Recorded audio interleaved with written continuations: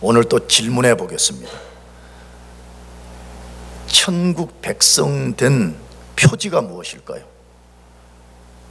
어떤 사람이 천국의 백성이 되었다는 마크가 뭘까요? 또 한 번 더, 예수님의 진짜 제자 된 사람의 특징은 무엇일까요? 예수님 믿고 구원받고 예수님 제자가 된 사람의 특성이 뭐냐 하는 것입니다. 우리가 어느 학교에 입학을 하거나 어떤 단체에 가입을 하게 되면 내가 그 학교나 단체에 소속이 되었다는 마크, 특징을 갖게 됩니다. 예수님을 자신의 구주로 믿고 천국 백성이 되고 그분의 제자가 되면 반드시 그분에게 속했다는 마크, 특징을 갖게 됩니다. 그렇다면 그것이 무엇일까요? 어떤 것이 나 자신이 혹은 우리가 예수님께 속했다는 마크가 되냐 하는 것입니다. 성경에는 그 표지를 여러 가지로 정의해서 말씀합니다. 데피니션을 내립니다. 이런 사람이 제자다, 이런 사람이 천국 백성이다라고 정의를 내려서 말씀합니다. 예를 들면 이런 겁니다. 예수님이 요한복음 8장에서 너희가 내 말에 거하면 내 제자가 되고 라고 정의했습니다. 예수님의 제자의 특성은 예수님 말씀에 거한다 이 말이에요. 말씀에 순종한다 그 말이죠.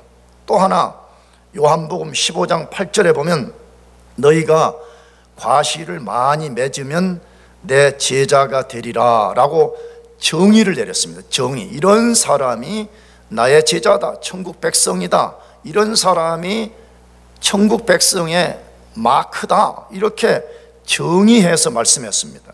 그런데 오늘 본문은 또 다른 특성을 예수님이 서술해서 정의를 내립니다. 다시 말하면 강론을 하는 거예요. 이러이러한 이야기 속에 있는 사람이 천국 백성이다, 예수님의 제자다 라고 정의를 내렸습니다.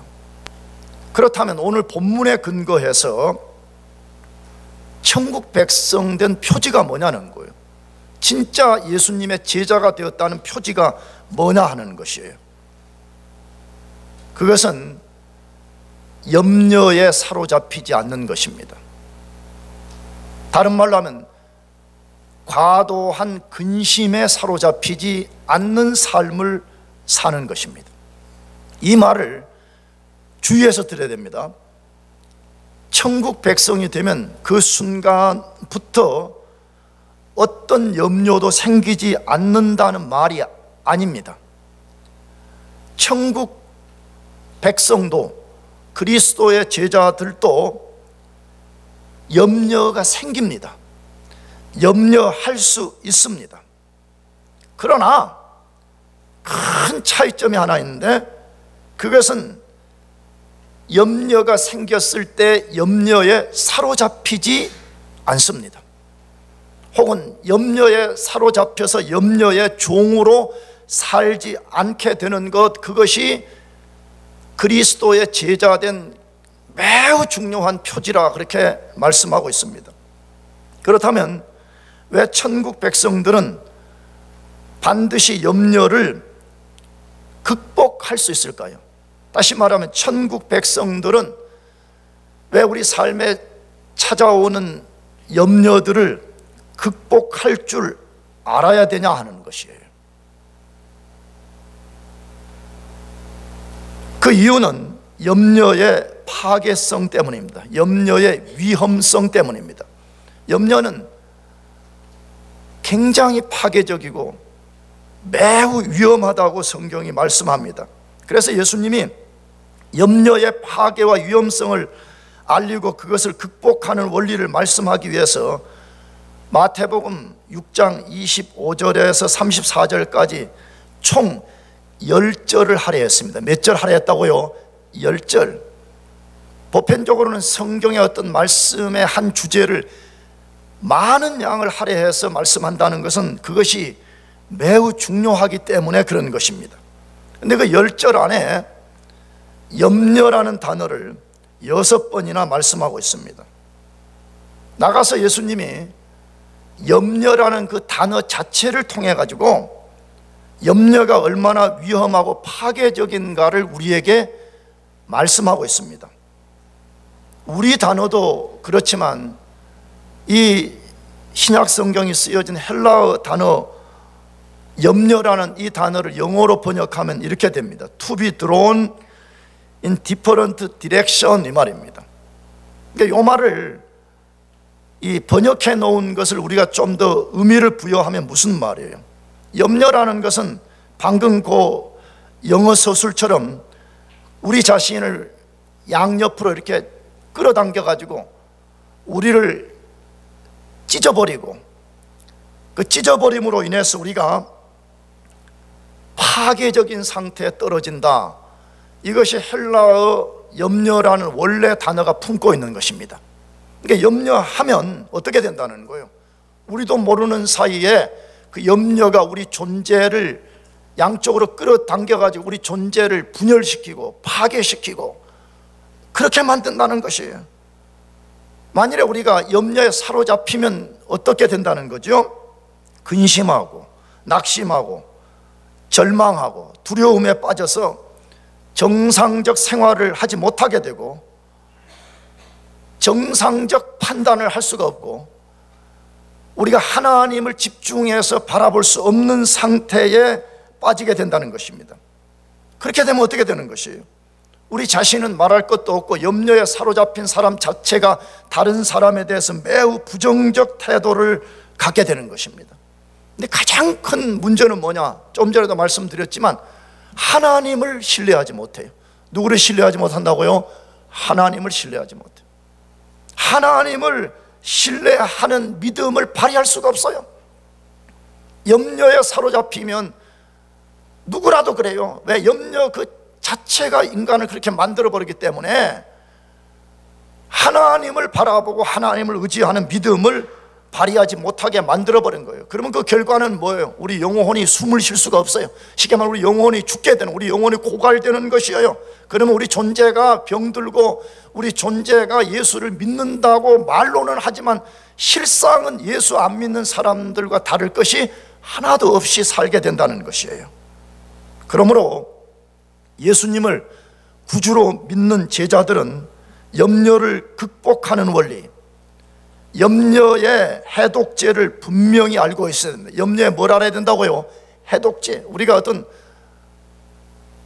해충이나 뱀의 공격을 받고 나면 그 독에 의해서 고통을 받으니 빨리 해독제가 필요하잖아요. 그렇다면 예수님 진짜 믿는 사람들이 염려가 생겼을 때 그거 어떻게 극복하냐는 거예요. 어떻게 빨리 이 문제를 내가 해소해 버릴 수 있냐는 것이. 혹시 이 가운데 아직 예수님을 자신의 구주로 믿지 않는 사람들이 있다면 구주로 믿으시기를 바랍니다. 예수님을 구주로 믿어야만이 인생의 염려를 극복할 수 있습니다. 인생의 염려에 사로잡히지 않을 수가 있습니다. 그런데 염려를 다루는 말씀은 소극적 원리와 적극적 원리로 구성되었다고 제가 2주 전에 말씀을 드렸습니다. 소극적 원리는 2주 전에 제가 3가지 포인트로 말씀을 드렸는데 그때 새로운 사람들을 배려해서 제가 한 포인트만 말했습니다. 굉장한 자비를 베푼 겁니다. 저는 보통 타협 없이 무조건 3포인트거든요. 근데 그때 한 포인트만 설교를 해서 굉장히 아쉬웠습니다. 왜냐하면 그 2포인트가 매우 중요한 원리들을 담고 있는데, 그래서 오늘 다시 설명하지는 않겠어요. 혹시 원하면 여러분들 교회 홈페이지 제가 설교를 올려놓는데 그걸 꼭 읽어보시면 어떤 원리로 염려를 극복하게 되는가를 배우게 될 것입니다. 오늘은 염려를 극복하는 적극적 원리 3가지를 말씀드리려고 합니다. 어떻게 우리가 우리 인생을 갉아먹는 염려를 극복할 수 있을까요? 첫 번째로 하나님을 믿고 의지하는 큰 믿음을 키워가야 됩니다. 하나님을 믿고 의지하는 무슨 믿음요? 큰 믿음을 키워가야 됩니다. 이 다른 말로 하게 되면 살아있는 믿음을 가져야 됩니다. 왜? 성경에는 세 종류의 믿음이 있다고 말해요. 귀신들이 갖고 있는 믿음, 그 다음에 죽은 믿음, 겉으로는 믿습니다 말하지만 실상은 죽은 믿음이 있다고 말해. 근데 살아있는 믿음, 역사를 만들어내는 믿음이 있다고 말해. 그러니까 오늘 우리가 염려를 극복하기 위해서 제일 우리가 집중해야 되는 게 뭐냐? 우리가 하나님을 믿고 의지하는 큰 믿음, 살아있는 믿음, 이걸 우리가 소유해야 되고 우리가 이것을 점점 키워가야만이 영혼을 갉아먹는 염려를 극복해낼 수가 있습니다. 염려를 극복하는 최고의 원리는, 다시 말씀드려요, 하나님을 믿고 의지하는 살아있는 믿음, 이걸 가져야만 가능합니다. 왜 그렇습니까? 우리가 아주 그냥 단순하게, 아주 무슨 신학적으로 복잡하게 생각할 필요가 없습니다. 아주 단순하게만 생각해봐도 그렇다는 것을 알 수가 있습니다. 만약 여러분과 제가 만물의 창조주이신 하나님, 만물의 섭리자이신 하나님을 믿고 의지할 수 있다면 우리가 살아가면서 만나는 삶의 문제, 삶의 염려에 대해서 크게 걱정할 필요가 없습니다. 왜 그렇죠? 하나님이 만물의 창조주의 섭리자이시라, 이 말은 하나님이 주권자라는 말이에요. 아멘? 하나님 만물의 주권자, 주권자라는 말은 그 주권자가 모든 것을 자기 뜻대로 다 이끌어간다는 거예요. 근데 우리가 그 주권자인 하나님을 내가 믿어요. 그 하나님을 내가 신뢰해요. 그러면 내가 실패할 때든 성공할 때든 가난할 때든 부할 때든 인생이 잘 풀어질 때나 안 풀어질 때나 나의 삶의 모든 것이 주권자인 하나님의 손안에 있다는 것을 믿기 때문에 염려하지 않아요. 낙심하지 않아요. 절망하지 않아요. 문제는 우리가 그 하나님을 믿고 의지하지 못하는 것입니다. 그래서 나도 여러분도 제발 우리 그냥 교회 그냥 다니면서 마당만 와서 밟고 가고 와가지고 막 공기만 진동하다 그렇게 돌아다니지 말고, 나 모태신앙이요 뭐 그런 거, 그렇게 뭐 그런 걸 자랑해. 아무것도 아닌 걸. 우리는 사나 죽으나 살아계신 하나님, 만물의 주권자이신 그 하나님을 우리가 전적으로 믿고 의지하는 믿음을 길러가야 돼. 아멘? 그러면 뭐가 두렵겠어요? 왜? 나 자신이 그 전능자, 주권자의 손아래 있는데 뭐가 두려워요? 문제는 우리가 그 하나님을 믿지 못하는데, 우리가 진짜 그 하나님을 믿을 수만 있다 그러면 우리는 삶의 장애물, 삶의 염려, 삶의 근심을 능히 이겨낼 수가 있습니다. 그래서 예수님이 오늘 본문에서 우리의 그런 믿음 없음을 지적하고 있습니다. 도전하고 있습니다. 그것이 마태복음 6장 30절인데 같이 읽어보겠습니다. 시작. 오늘 있다가 내일 아궁이에 던지우는 들풀도 하나님이 이렇게 입히시거든 하물며 너희일까 보냐. 믿음이 적은 자들아. 다시 매우 중요한 말씀, 도전이죠 우리에게. 지금 오늘 있다가 내일 아궁이에 던지우는 들풀도 하나님이 이렇게 입히시거든 하물며 너희일까 보냐. 믿음이 뭐한 자들아? 적은 자들아. 지금 예수 안 믿는 사람을 대상으로 한 말이 아니에요. 여기 너희와 저희를 구분한다고 제가 마태복음을 강의할 때 말씀드렸어요. 천국 백성에게 어떤 문제가 있다고 지금 말씀하시는 거예요. 무슨 문제가 있다고 말해요? 하나님이 자기 자녀들을 먹이고 돌봐주실 것을 믿는 믿음이 뭐라고요? 적다고 말해. 왜 너희들이 하나님을 믿는다고 말하면서 하나님이 너희들의 필요를 채워주실 것을 왜 믿지 못하느냐, 왜 너희들이 그런 믿음을 갖지 못하느냐라고 지금 도전하는 것이죠. 그것을 뭐라고 도전했어요? 다시. 하물며 누구일까 보냐? 너희일까 보냐. 믿음이 적은 자들아. 하물며 너희일까 보냐, 이 말이죠. 뭘 비교했어요? 잘 생각해 보라는 거죠. 하나님은 잠깐 있다가 없어지는 이름 없는 들풀 하나조차도 돌보시고 다 먹이신다는 거예요. 그렇다면 창세전에 선택하기로 정하시고 예수 그리스도의 십자가의 피 흘리심을 통해서 구속하고 불러내 주시고 입양시켜서 하나님의 자녀 삼은 너희들을 내가 안 채워주겠냐는 거예요. 너희들의 필요를 내가 안 채워주시겠냐? 왜 못 믿냐 이거예요. 왜 의심하냐는 거예요. 왜 두려워하고 염려 가운데 빠지냐? 도전하는 것이죠. 그렇다면 우리 자신에게 질문해 봐야죠. 왜 우리가 못 믿을까요? 왜 우리가 전적으로 하나님이 우리 필요를 채워주실 것이라는 것을 믿지 못하냐 이거예요. 뭐 때문이라고 그랬어요? 믿음이 뭐하기 때문에? 적기 때문이라 이렇게 말씀했습니다. 믿음이 적다 예수님 말씀했어요. 그런데 이 말은 다른 성경의 빛에 의해서 이 말씀을 해석하면 정확히 무슨 뜻이냐 그러면 살아있는 믿음이 없어서 그렇다는 거예요. 무슨 믿음요? 살아있는 믿음, 역사를 만드는 믿음, 하나님을 전적으로 신뢰하는 이 믿음이 없기 때문이라고. 왜 그렇지요? 예수님 마태복음 17장 20절에서 이렇게 말씀했어요. 요약한 건데, 믿음이 겨자씨만큼만 있으면 이 산을 명하여 저리로 뭐한다? 옮길 수 있다. 이 과장법을 쓴 거거든요. 성경에는 과장법이라는 게 있어요. 예수님이 과장법을 해요. 과장법은 거짓말이 아니에요. 어떤 것을 강조하기 위해서 쓰는 게 과장법인데, 예수님 뭐라고 말씀했냐? 너희들에게 겨자씨만한 믿음만 있다면 이 산을 명령을 내려가지고 저쪽으로 옮길 수 있다 이렇게 말해요. 인류 역사에 이 산을 여기서 저쪽으로 옮긴 일은 한 번도 없어요. 이건 과장법을 쓴 거예요. 다시 말하면 너희들의 겨자씨만한 믿음만 있다면 역사를 너희가 만든다는, 기적을 일으킬 것이라는 거예요. 그러면 겨자씨는 무슨 말이에요? 겨자씨는 진짜, 나는 여러분도 봤겠지만 나도 봤는데 진짜 우리 한국에 가면 깨 있잖아요. 깨보다 적은 것 같아. 작은 것 같아. 근데 그 작은 것의 대명사가 겨자씨인데, 그러나 이 겨자씨 안에 생명이 있으면 아무리 작은 것이지만 땅에 심고 시간이 지나면 자라나서 나무를 만들어 가지고 새들이 깃들 데까지 자라간다, 그렇게 되어 있습니다. 그러므로 예수님이 지금 너희들에게 겨자씨만한 믿음이 있으면, 이 말 무엇을 하려 우리에게 이 말씀을 하시는 거예요? 우리에게 진짜 생명 있는 믿음이 있다면, 너희들이 진짜 살아있는 믿음이 있다면, 너희들이 이제 하나님을 전적으로 의지하는 믿음이 겨자씨만큼만 있다 그러면 너희들은 엄청난 역사를 만들 것이라는 거예요. 근데 그 믿음이 없다는 것이에요.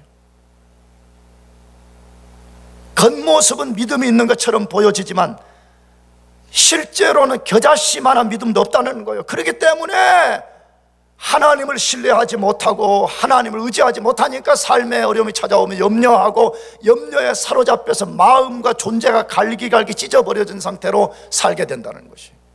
그래서 우리 보고 지금 도전하는 게, 예수님이 뭐라고? 너희들이 참 믿음을 가지라는 거예요. 살아있는 믿음을 가지라는 거예요. 큰 믿음을 가지라는 거예요. 삶이, 어려움이 찾아왔을 때 그 어려움을 맞설 수 있는 진짜 역사하는 믿음을 만들어내라는 거예요. 그러면 어떻게 우리가 이런 믿음을 가질 수 있어요? 어떻게 우리가 이런 믿음을 만들 수가 있어요? 성경에는 굉장히 많은 원리들을 말합니다. 그러나 가장 중요한 거 두 가지를 소개하려고 그러는데, 첫째로는 성경 말씀을 들어야 됩니다. 무슨 말씀을 들어야 된다고요? 성경. 내가 이 말 하는 거 주의해 드려야 돼요. 교회 와서 목사가 하는 재미나 예화를 많이 들으라고 지금 말하는 게 아니에요. 예화는 믿음을 만들어내지 못해요. 성경의 말씀을 들어야만이 우리 믿음이 생기고 자라난다고 되어 있어요. 그것이 로마서 10장 17절인데 같이 한번 읽어보겠습니다. 시작. 그러므로 믿음은 들음은 그리스도의 말씀으로 말미암았느니라. 하나님이 자신의 말씀인 성경을 통해 말씀에 어떻게 우리가 믿음을 갖게 되고 우리 믿음을 자라나게 해서 역사하는 믿음을 만들 수 있냐 말 때, 믿음은 들음에서 나오며 들음은 누구 말씀으로 말미암다? 그리스도의 말씀으로 말미암다. 하나님의 아들이요 하나님이신 그분의 말씀을 우리가 들을 때에 믿음이 생기고 믿음이 자라난다고 말해. 혹시 여러분 중에 하나님이 살아계신가 안 살아계신가 고민하는 분들이 있다면 제일 먼저 여러분 자신을 뭔가 찾아볼 필요가 하나도 없어요. 왜? 우리 자신 안에 아무것도 없어요. 우리 자신은 성경이 말해요. 전적으로 부패했다고요. 우리 자신 안에는 아무것도 없어요. 하나님을 향해서 드러낼 것이. 그러므로 하나님 말씀을 들어야 돼. 아멘. 하나님 말씀을 우리가 들어야 돼. 어떻게 들어야 돼요? 성경을 잘 읽어보세요. 하나님 말씀 들으라고 할 때 영어로 hearing 하라는 단어는 하나도 없어요. listen carefully 이렇게 되어 있어요. 왜 여러분들이 믿음이 안 생긴지 알아요? 그냥 교회 건성으로 오는 거예요. 뭐하고 반은 졸고 반은 딴 생각하고 반은 목사가 설교를 똑바로 하나 비판이나 하려고 그러니까 믿음이 안 생기는 거예요. 정말 하나님이 오늘 설교자를 통해서 말씀한다, 하나님이 성경을 통해서 말씀한다, 하나님의 성경 공부를 통해서 말씀한다는 걸 우리가 진짜 믿고 집중할 때 하나님이 우리에게 역사해서 우리 죽은 영을 살려내고 없는 믿음을 만들어내고 눈꽃만큼만 믿음을 자꾸 키워가지고 이 산을 저리로 옮길 수 있는 능력의 믿음을 만들어 주십니다. 할렐루야. 그러므로 말씀을 주의해서 들어요. 아멘. 말씀을 주의해서 들어요. 왜 안 들으려고 그러죠? 말씀을 공부해요. 내가 자주 말씀드려서 2주 전에도 말씀드렸잖아요. 내가 저 디안이 유상아 형제 예를 들어서 말했잖아요. 유상아 형제가 성경 공부해서 열심히 하는데 맨날 나한테 핍박받거든요. 성경 공부 모른다고. 저 친구가 공부도 잘하고 똑똑한데 성경은 냅다 몰라.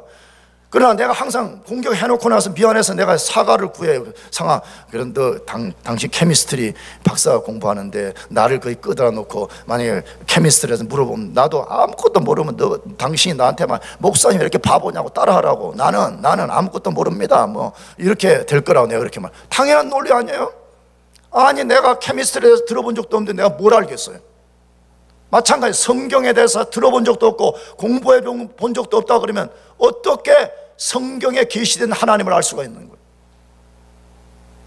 성경을 부지런히 듣고 읽고 공부하고 거기서 얻게 된 교훈에 순종하고 거기서 주어진 약속을 내가 붙잡고 약속을 의지하고 그 약속을 가지고 나 자신에게 설교하는 거예요. 시편 42편에 보게 되면 시편 기자가 어찌하여 내 영혼아 낭망하느냐라고 자기 영혼에 설교를 하잖아요. 거기 보면요, 우리가 그럴 줄 알아야 돼. 염려가 생겼어요. 낙심이 생겼어요. 마음이 분열돼요. 존재가 갈기갈 찢어지는 상태에 우리가 그냥 멍청하게 있으면 안 됩니다. 우리가 그동안에 듣고 공부하고 하나님이 주신 약속을 꽉 붙잡을 뿐만 아니라 그것을 내 영혼에 설교하는 거예요. 아멘. 설교하는 거예요. 설교하는 거. 내가 지난주에 준비했다가 전하지 못했는데 우리는 아침마다 눈을 뜰 때마다 우리 영혼에게 소리쳐야 돼요. 오늘 염려는 언제 족하다고? 오늘 족하다 소리쳐야 돼요. 설교해야 돼요. 설교. 두려움이 엄습할 때에 이사야 41장 10절 하나님이 두려워 말라, 놀라지 말라, 내가 너와 함께 할 것이다 말씀했잖아요. 그러면 그걸 가지고 우리 약속의 말씀으로 붙잡고 영혼의 닻으로 삼고 우리 영혼에 설교할 줄 알아야 돼.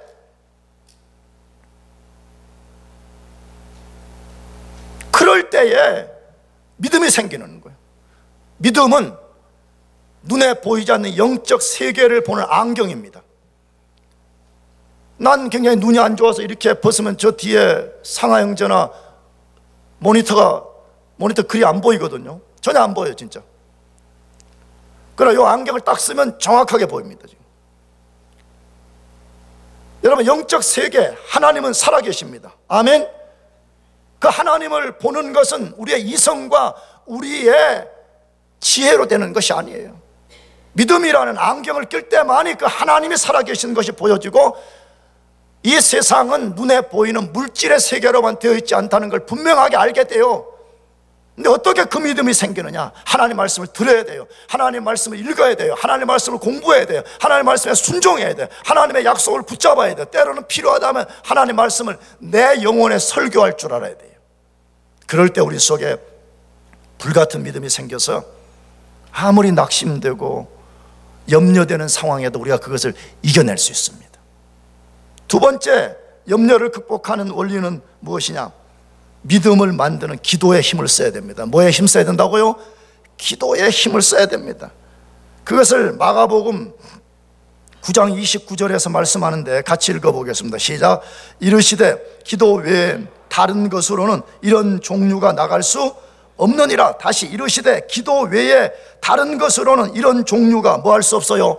나갈 수 없다 해서 이 말씀의 백그라운드를 이해해야 되는데, 예수님이 12명의 제자들 중에서 3명만 데리고 변화산에 올라가고 나머지 9명을 산 아래 두었습니다. 그런데 어떤 귀신 들린 아들의 아버지가 9명의 제자들에게 찾아와서 우리 아들이 귀신이 들는데 귀신을 좀 쫓아내주세요. 그러니까 제자들이 귀신을 쫓아내려고 했는데 못 쫓아냈어요. 그러니까 그때 예수님이 산에서 내려왔을 때 그 아버지가 예수님께 고자질한 거예요. 당신의 제자들에게 쫓아내달라고 하는데 우리 아들 귀신을 못 쫓아냈어요. 그러니까 예수님이 그 9명의 제자들을 향해서 믿음이 없는 세대라고 책망을 했습니다. 제자들에게. 야, 쉽게 말하면 너희들이 내하고 그렇게 오랫동안 같이 다니고 귀신을 내가 쫓아내는 걸 너희가 보고 어떻게 쫓아내는지 내가 했는데 그거 안 되냐, 지금 그 말이잖아요. 어쩌면 우리에게 대한 도전이죠. 교회 그렇게 오래 다니더니 모태신앙이라고 하더니 목사라고 하더니 그래 그거 안 되냐, 지금 그 말이잖아요. 제자들이 한 방 먹은 거죠. 시간이 얼마나 지났는지 모르지만 그 책망을 받은 제자들이 예수님께 물어봤다고 되어 있어요. 뭐라고? 예수님, 왜 우리는 귀신을 못 쫓아내죠? 왜 우리는 안 되죠? 이렇게 물었어요. 근데 이 말이 굉장한 질문이었어요. 왜냐 그러면 이 마가복음 9장 전에 보면 제자들은 과거에 귀신을 쫓아낸 적이 있었습니다. 그러니까 이쪽에 그런 거죠. 예수님, 아니 예전에는 우리가 귀신을 쫓았는데 왜 이번에는 안 쫓아내지죠? 왜 우리가 못 쫓아내죠? 이렇게 물은 거예요. 그때 예수님이 이 말씀을 하신 거예요. 뭐라고? 기도 외에는 이런 종류가 일어날 수 없다. 다시 말해 기도 외에는 그런 일이 안 일어난다는 거예요. 그러면 여기서 믿음이 없는 세대라고 앞에서는 책망을 했는데 뒷부분에 와서는 기도 외에는 이런 종류가 일어날 수 없다라는 말은 무슨 말이에요? 믿음과 기도는 동전의 양면과 같다는 거예요. 기도 안 하면 믿음이 안 생긴다는 게 사실이에요, 여러분요. 내가 그래서 자꾸 여러분들의 기도하라고 도전하는 거예요. 내가 이번 금요일 날도 우리 대학부에게 도전한 거거든요. 뭐냐? 여러분들이 새벽 기도 한 번 더 나온다고 내가 무슨 더 높아지는 것도 아니고 내가 무슨 뭐 돈이 많아지는 것도 아니래요. 여러분 위해서 기도하라는 거예요. 왜? 우리 삶에 얼마나 많은 염려와 낙심과 근심과 좌절과 두려움과 장애물이 있어요. 근데 그걸 믿음으로만 극복해낼 수 있는데 믿음이 만들어지려면 두 번째로는 뭐 해야 된다고요? 기도 안 하면 믿음이 안 생겨요. 그거는 성경에 수백 군데서 말해요. 특별히 로만 캐톨릭이 아니고 우리 개혁주의 후예들로서 여러분이 개신교를 다닌다면요, 우리는 그 자체만으로도 기도에 힘을 써야 돼. 왜냐? 우리 개혁교회 선배들은 하나님이 우리에게 주신 은혜의 수단은 크게 두 가지라고 봤어요. 물론 뭐 성찬도 있지만 말씀과 기도의 두 가지라는 거예요. 그러니까 그 사람들 기도한 거예요. 종교개혁을 일으켰던 마틴 루터는 하루에 4시간씩 기도했대. 물론 나도 그렇게 못하면서 여러분에게 말하는 게 조금 부끄럽긴 하지만 하루에 몇 시간 기도했다고요? 4분이 아니에요. 어떻게 하면 기도하지 않을 것인가? 뭐 그게 자랑이에요. 마틴 루터가 종교개혁을 일으켜가지고 말해요. 적들이 계속해서 사방에서 고슴도치처럼 쏘아대고 여기서 당신이 일으킨 종교개혁의 합당함을 우리에게 강의해 주시오. 그걸 가서 강의해야 되고 또 글로 써야 되고 논문을 해야 되고 성경을 번역해야 되고 모르긴 해도 우리보다 100배 1000배 바쁜 사람이에요. 근데 하루에 몇 시간씩 기도했다고요? 4시간 기도. 왜? 기도하지 않으면 마귀를 이겨낼 수 없고 기도하지 않고는 하나님의 지혜를 받을 수 없고 기도하지 않고는 믿음이 생기지 않기 때문에 그 두려움을 이겨낼 수가 없기 때문에 기도했다는 거잖아요. 기도합시다. 아멘. 기도해야지 믿음이 생깁니다. 나도 그렇습니다. 여러분이 보실 때 목사는 아무 염려가 없을 거라 천만의 말씀. 더 많아요, 더 많아. 원래 탑 리더는 그 탑 리더가 양육하는 사람 숫자만큼의 염려와 걱정이 있어요. 100명 목회하면 100가지 염려가 있고 10,000명 목회하는 담임 목사는 10,000가지 걱정이 있는 거예요. 나도 얼마나 순간순간 염려와 두려움에 빠지는지 몰라요. 그러니까 나는 새벽을 기다려요. 나가서 또 하나님께 기도해야지. 정말 그래요. 기도하면 주권자이신 하나님이 내 아버지시고 그분이 내 염려하는 상황을 다 움직이신다는 것이 믿어지니까 마음에 평안이 생기고 기대가 생기고 소망이 생기고 하나님이 이 삶의 두려움의 장애물을 어떻게 제거하실 것인가, 이게 기다려지는 거예요. 기도할 때만 믿음이 생깁니다. 아멘. 기도해요. 여러분이 진짜 믿음을 갖고 여러분 삶의 장애물을 극복하고 싶다면 말씀 듣고 공부하는데 힘을 쓰고 깨어서 기도하기를 축복합니다.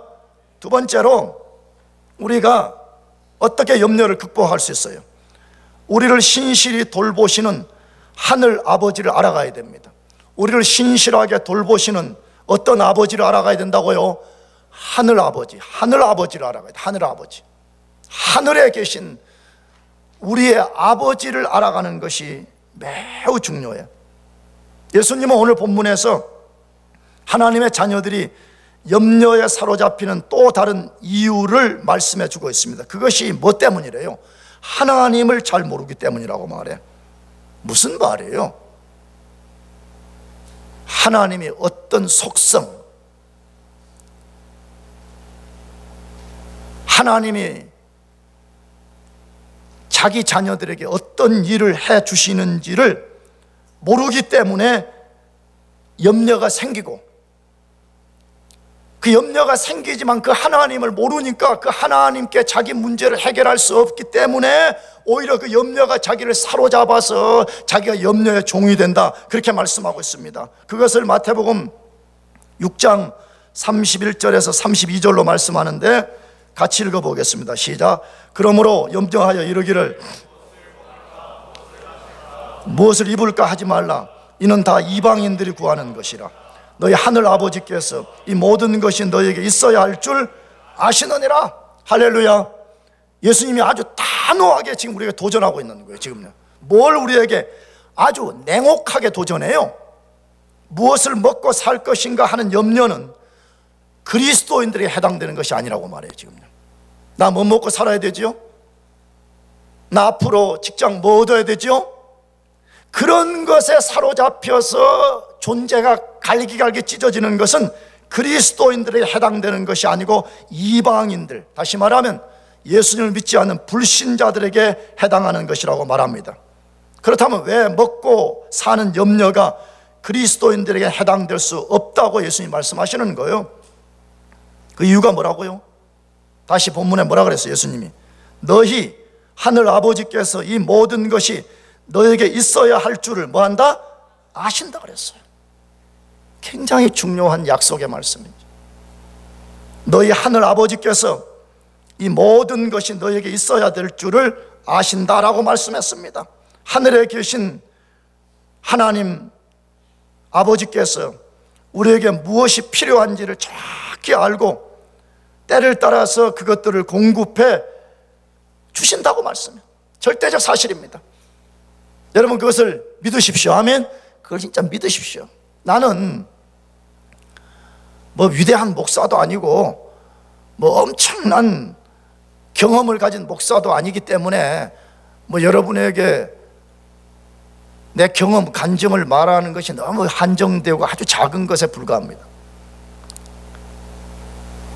자주 내가 그래서 그것을 말하게 돼서 자주 듣는 사람들은 조금 실증이 날 수 있는데, 나는 한국에서 목회하다가 정신 똑바로 안 차려가지고 목회도 제대로 못하고 그래가지고 미국에 이제 42살에 유학을 왔어요. 42살에 42살에 유학을 왔으니까 그동안 한국에서 내가 뭐 집도 있고 뭐 차도 있고 뭐 해서 굉장히 나름 안정된 삶을 살고 있었어요. 근데 내가 유학으로 오니까 그 모든 것을 내려놓고 제로 베이스로 돌아갔어요. 그래서 내가 미국 올 때 과장이 아니고 거짓말도 아니고 나 혼자 유학을 왔는데 가족들을 남겨놓고 상황이 그래서 이 백팩 하나 메고 핸드캐리어 양쪽에 2개 들고 머리 빡빡 깎고 그리고 돈 800불 가지고 왔어요. 돈 800불. 근데 그때는 진짜 미국을 한 번도 와본 적도 없고 내가 뭐 영어를 잘하는 것도 아니고 두려움 그 자체였어요. 그러나 내 속에 하나님 의지하는 거. 내가 비록 부족하고 내가 하나님 앞에 온전히 순종하지 못한 많은 실수와 넘어짐이 실패가 있지만 나의 아버지 하나님께서 내 인생을 불쌍히 여기시고 돌봐주실 것이다, 그 하는 믿음 가지고 왔어요. 진짜 그 믿음 하나 가지고 왔어요. 유학 왔는데 진짜 유학지가 광야였어요. 저에게는. 뭐 어떤 형제는 자기는 광야가 아니라고 하는데 그건 행복한 거예요. 감사해야 돼. 할렐루야. 나는 완전 광야였어요. 완전 광야였어요.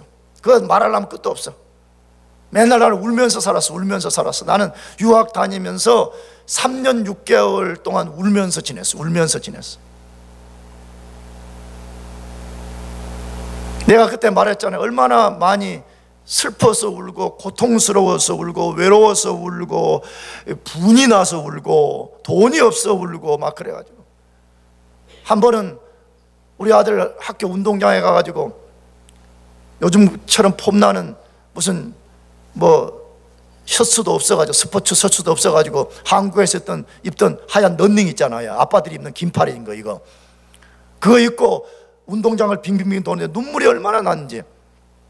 여러분 눈물이 나면 눈물이 보통 이렇게 밑으로 이렇게 줄줄 흐르잖아요. 이렇게. 근데 얼마나 서글피 울었는지 눈물이 앞으로 툭 튀어나와가지고 이 안경이 말이에요. 이 전부 다 이 앞을 가려버렸어요. 그래 어떻게 가다가 이 런닝이 징 늘어진 런닝 말이에요. 그게 닦아가지고 울면서 막 돌고 하나님께 원망도 하고 하나님 이럴 수 있습니까? 막 하나님께 막 데몬스트레이션하고 그런 적이 있었어요. 그런데 내가 지금 근 미국에 20년 가까이 살아가는데 단 한 번도 하나님이 굶게 하지 않으셨습니다. 단 한 번도 돈이 없어서 렌트비를 내지 못해서 집에서 쫓겨나거나 워닝을 받은 적이 없었습니다.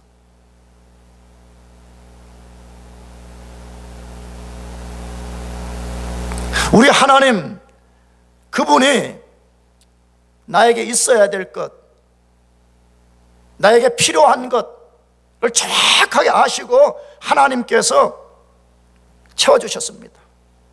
절대적 사실입니다. 예수님을 진짜 구주로 믿고 하나님을 자기 아버지로 삼는 사람에게는 하나님이 그 일을 해주십니다. 증거가 뭐냐고요? 잘 생각해 보세요. 예수님을 구주로 믿지 않는 세상 사람들, 이방 사람들에게도 심지어 하나님이 일반 은총을 통해서 먹을 것을 주십니다. 살 것을 주십니다. 살 집을 주십니다. 일할 직장을 주십니다. 그렇다면 왜 하나님이 예수님을 자신의 구주로 믿는 자기들의 필요를 안 채워주시겠습니까? 정확하게 채워주십니다. 그래도 안 믿어진다고요? 하나님이 그 일을 하신다는 증거를 또 요구한다고요?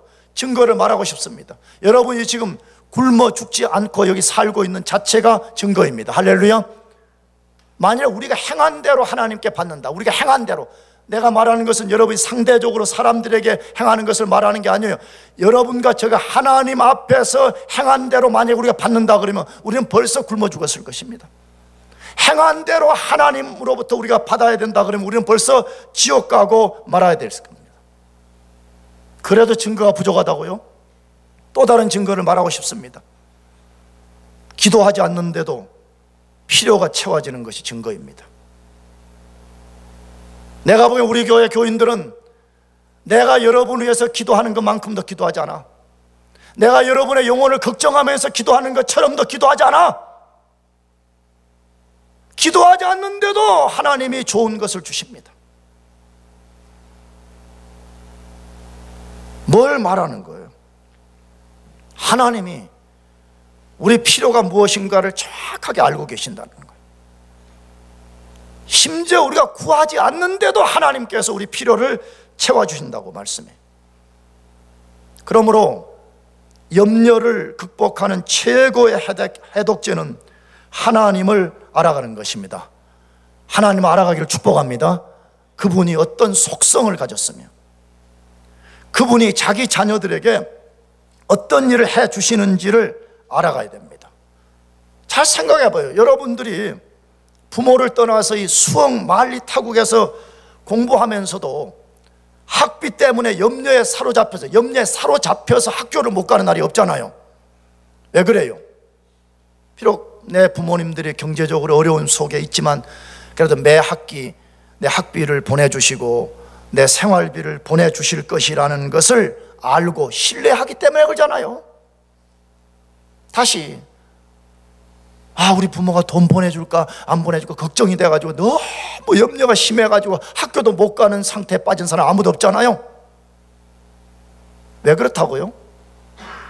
나의 아버지, 나의 어머니가 허리띠를 졸라매면서 내 학비를 보내시고 내 생활비를 보내신다는 걸 내가 신뢰하기 때문에 그런 거잖아요. 그렇다면 우리의 육과 영의 아버지 되신 하나님을 더 많이 알아가고 전적으로 신뢰해야 되지 않겠습니까? 여러분의 부모들은 여러분의 육의 부모일 뿐이에요. 하나님은 우리의 육체와 영혼의 아버지십니다. 할렐루야. 그렇기 때문에 여러분이 대학을 다니면서 혹은 대학원을 다니면 뭐 상관없습니다. 하나님을 알아가야 돼요. 하나님을 아는 것이 제일이에요. 할렐루야. 하나님 아는 게 제일이에요. 그게 의심스러운 사람이 있다면 성경을 읽어봐요. 위대한 솔로몬, 위대한 다윗, 위대한 아브라함, 다 하나님 아는 걸 제일로 여기고 살았던 사람이잖아요. 하나님 그분 안에 모든 지혜가 있고, 하나님 그분 안에 모든 권세가 있고, 하나님 그분 안에 모든 부와 존귀와 명예와 영광이 그 속에 있기 때문에 그러는 것이에요. 하나님을 알아가기를 축복합니다. 문제는 살아계신 하나님이 너희 하늘 아버지냐, 이게 지금 관건이에요.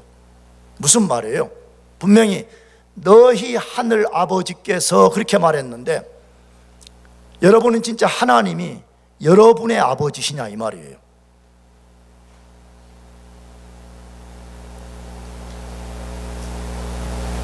진짜 하나님이 여러분 자신의 진짜 아버지냐 이 말이에요.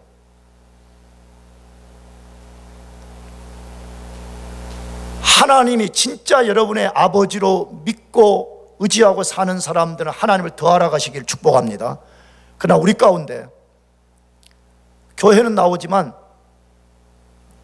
너희 하늘 아버지가 아닌 사람, 다시 말하면 나의 아버지가 아닌 사람들이 있어. 그런 사람들은 하나님의 아들 예수 그리스도를 구주로 믿으시기 바랍니다. 그러면 하나님이 그 순간에 그 사람을 자신의 아들로 입양을 시키시고, 그때부터 하나님께서 돌봐주시고 하나님이 필요를 채우시고 그 인생의 걸음을 주관하시고 그 인생의 목자가 되셔서 우리를 영원한 천국에까지 인도해 주실 것입니다. 마지막 세 번째로 어떻게 우리가 염려를 극복할 수 있어요? 하나님 나라를 삶의 최우선순위에 두고 살아야 됩니다. 하나님 나라를 삶의 어디에 두라고요? 최우선순위에 두라. 내가 영어 단어 세 가지를 말했죠. 우리가 염려를 극복하려면 첫째는 뭐 해야 된다고요? faith, 믿음을 가져야 돼요. 두 번째로는 하나님을 나의 뭘로 믿어야 돼요? Father, 아버지로 믿어야 돼요. 세 번째로는 우리 삶에 하나님의 나라를 어디에 두어야 된다고요? First, 첫 번째 둘 때만이 가능하다고 말씀하고 있어요.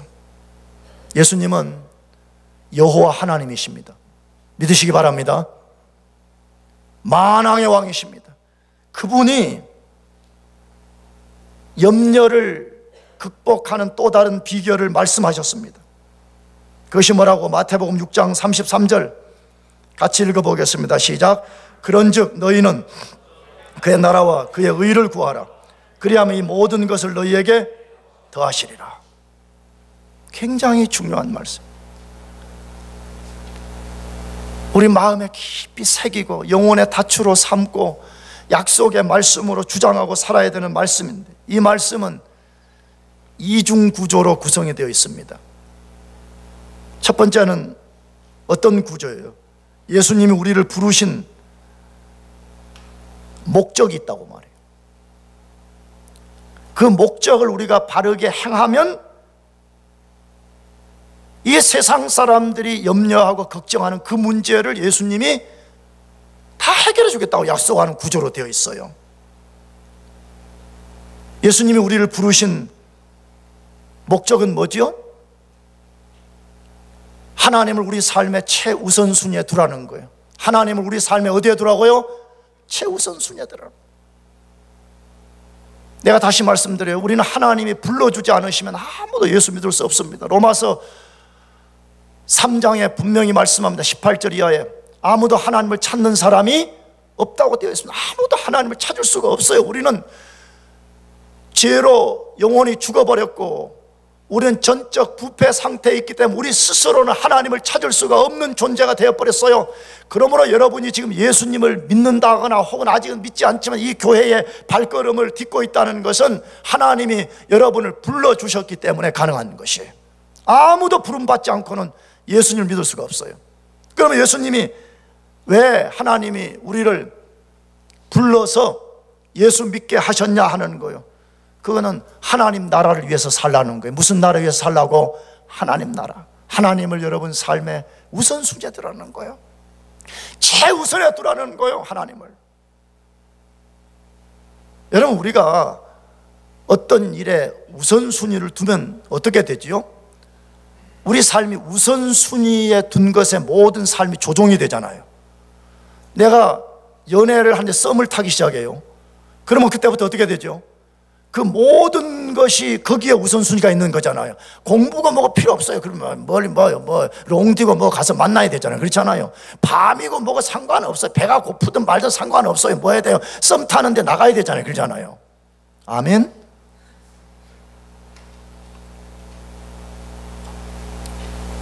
하나님을 삶의 우선순위에 둔다는 말은 뭐예요?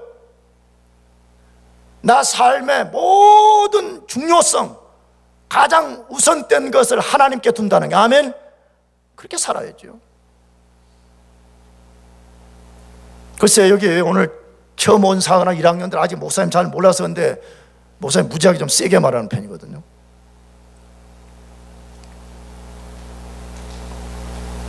잘 생각해 봐요. 여러분이 이 목사가 성경이 아닌 저 세상 이야기나 가져와서 히덕거리고 만약 그렇게 해서 하면 여러분 뭐 교회 오든 말든 나는 상관하지 않아요. 그러나 내가 분명히 하나님의 말씀, 여호와이신 예수님의 말씀을 강의해서 여러분의 분명히 말씀하는데도 여러분이 듣지 않는다면 여러분은 반드시 마지막 날 그리스도 심판대 앞에서 이 사건에 대해서 여러분이 직고해야 되는 날이 오게 됩니다. 예수님 말씀합니다. 우리 삶의 우선순위를 하나님께 두라고 말씀합니다. 아멘. 그러면 하나님께 둔다는 구체적인 내용이 뭐예요? 뭘 하나님 나라를 구하고 사는 거예요? 예수 그리스도의 복음을 전파해서 예수님을 믿지 않는 사람들에게 예수 믿고 구원받게 만들고 하나님의 뜻과 통치가 이 땅 가운데 실현되는 그것을 우리 삶의 우선순위에 두고 사는 거예요. 공부도 온 게 거기에 있는 거예요. 공부 내가 왜 하냐? 하나님 나라에 사는 거예요. 아멘. 그러면 공부 자세가 달라져. 난 그런 거 많이 봤어요. 여기서 엉망으로 살다가 어떻게 편스테이 와가지고 계속 엉망으로 살다가 복음 듣고 변화된 사람들이 탁 변화되면 뭐냐? 영적인 변화와 동시에 공부하는 자세가 달라져 버려. 내가 지금까지는 엉망으로 살았지만 하나님이 나를 부르신 목적 중에 하나가 하나님 나라를 위해서 살라고 불렀다는 걸 알게 되면 그때부터 공부하는 자세가 달라지는 것을 셀 수 없이 많이 봤어요. 나가서 여러분 주의 교회를 위해서 충성해요. 아멘. 아멘. 왜 그래? 이 교회는 장부한 목사의 교회도 아니에요. 여러분의 교회도 정확하게 아니에요. 하나님의 교회입니다. 믿습니까? 그러면 하나님 나라, 하나님의 몸된 이 교회를 위해서 충성할 수 있어야지. 여러분이 선택해요. 나는 그러나 이걸 100% 1000% 믿는 사람이거든요. 하나님의 교회에 충성하는 사람 치고 인생이 잘못 풀리는 사람 없어요. 지금 당장은 조금 잘못 풀리는 것 같아도 다 하나님의 때에 하나님께서 충성하는 종들에게 은혜를 베푸시고 그 인생의 문을 여시고 그 인생의 걸음들을 한 걸음 한 걸음 인도해서 하나님이 의도한 자리에까지 데려가시는 것을 셀 수 없이 많이 보고 있잖아요. 이 목회 현장에서. 그렇게 해서 하나님의 의가 이 땅에 이루어지는 거예요. 그게 뭐지요? 사람들이 하나님과 올바른 관계를 맺고 사람들이 옳은 것을 선택하고 옳은 것을 행해 사는 그것을 위해서 우리가 헌신하는 것, 그걸 하나님 나라를 구하는 것이라고 말하는 거잖아요. 그러면 어떻게 한다고 해요? 만일에 우리가 하나님 나라, 하나님을 삶의 우선순위에 둔다면 하나님이 이 모든 것을 너희에게 더하실 것이라. 이 모든 것은 뭘 지칭하는 말이에요? 이 본문에 보면 그 앞에 이방인들이 무엇 먹을 것인가, 무엇 마실 것인가, 무엇 입을 것인가, 그거 말하는 거잖아요. 그러면 그런 것들은 너희들은 그냥 채워주신다는 거 당연하죠. 하나님 우리를 부르신 목적은 못 먹을 그가 염려하라고 부른 것이 아닙니다. 우리는 아주 세상 사람들이 단 1도 알 수 없는 고귀한 영광스러운 영원히 사라지지 않을 하나님 나라를 위해서 부름을 받았습니다. 믿습니까? 왜 여러분 자신을 허접하고 썩어지는 왜 그런 것에다가 바치려고 그래? 난 이해가 안 돼. 나는 그러니까 그런 사람이 진짜 그리스도의 제자인가? 진짜 그 사람이 구원받은 사람인가? 안 믿어지는 거예요. 안 믿어져.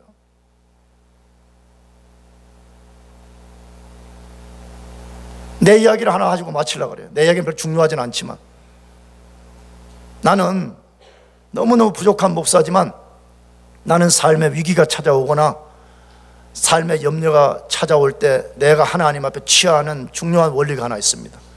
나는 그 원리가 뭐냐? 하나님으로부터 멀어지는 것이 아니고 나는 오히려 그럴 때 하나님을 꽉 저는 껴안습니다. 다시 말하면 기도 자세를 다시 바꾸고, 혹시 내가 하나님 앞에 마음의 태도가 올바르지 못한 것은 없는가? 혹시 교회를 내가 섬기면서 내가 잘못된 동기로 섬기는 것은 없는가? 내가 목사라고 하면서 너무 세속적 욕망 속에 빠져 있는 것은 없는가? 이걸 점검하면서 씨름 선수가 상대방의 삿발을 확 낚아차고 끌어당기듯이 하나님께 더 가까이 나가는 것이에요. 왜냐? 하나님이 약속했기 때문에. 뭐라고? 너희는 먼저 그의 나라와 그의 의를 구하라. 그리하면 이 모든 것을 너희에게 뭐 하실 것이다? 더 하실 것이라고 했잖아요. 이걸 믿읍시다 하면 따지지 말고 믿어요. 하나님 말씀한 걸 뭘 따져? 하나님 말씀을 여러분이 다 100% 이해가 돼요? 뭘 이해가 돼요? 믿어요. 하나님이신 예수님이 하나님 나라를 너희 삶의 우선순위에 두고 해봐라. 그렇다면 너희들이 염려하는 문제, 이방인들이 염려하고 삶의 목적으로 삼는 그런 문제들은 내가 다 채워줄 것이다. 너희들은 그런, 죄송해요, 저급한 목적을 위해 살지 말라는 거예요. 고귀하고 영광스럽고 사라지지 않는 그 목적을 위해서 살라고 우리를 부르신 것이에요. 그런 사람은 절대 죽지 않아요. 그런 사람은 예수 안에 있기 때문에 인빈섭을, 꺼지지 않는 불처럼 영원히 하나님 앞에 살 수 있게 되는 것입니다. 여러분 모두가 삶의 우선순위를 재조정하고 예수 그리스도를 삶의 우선순위에 둠으로써 염려를 극복하기를 축복합니다. 기도하겠습니다. 우리 같이